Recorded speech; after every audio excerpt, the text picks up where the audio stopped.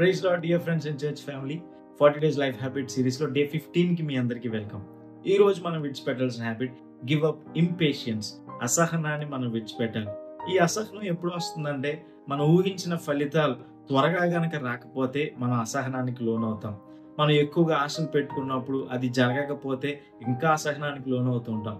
ఇంకా చెప్పాలంటే ఈ రోజుల్లో మనందరికీ ఫాస్ట్ ఫుడ్స్ బాగా అలవాటు అయిపోయినాయి కదా. 2 minutesలో రెడీ అయిపోయేటువంటి ఫాస్ట్ ఫుడ్ బాగా అలవాటు అయిపోయి ఈవెన్ మనం అనుకున్నది కూడా చాలా ఫాస్ట్గా జరగాలి అనుకుంటాం. కానీ లైఫ్ ఎప్పుడూ అలా ఉండదు.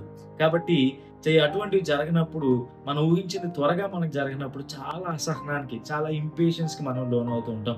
ఈ అసహనం వల్ల మనకే మెంటల్ ప్రెషర్ ఎక్కువైపోతూ ఉంటుంది. మనమే మానసిక ఒత్తిడికి గురవ్వాల్సి వస్తూ ఉంటుంది. కాబట్టి గివ్ అప్ ఇంపేషన్స్. ఈ అసహనాన్ని విడిచిపెట్టి we need to practice endurance.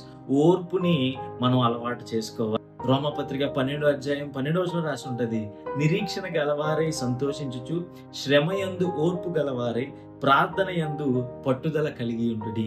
ఇక దేవుడి యొక్క వాక్యం స్పష్టంగా సెలవిస్తుంది, ఓర్పు కలిగి మనం ప్రార్థన చేయమని దేవుడి యొక్క వాక్యం సెలవిస్తున్నది. కాబట్టి మనం ప్రార్థన చేస్తూ ఉన్నప్పుడు, ఓర్పు కలిగి ప్రార్థన చేస్తున్నప్పుడు దేవుడి సమయంలో, దేవుడి ప్రీ డెస్టిన్ టైంలో దేవుడు మన జీవితంలో కార్యాలు జరిగిస్తాడు. కాబట్టి give up impatience and practice endurance. అసహనాన్ని విడిచిపెట్టి ఓర్పుని మనం అలవాటు చేసుకోవాలి. God bless you.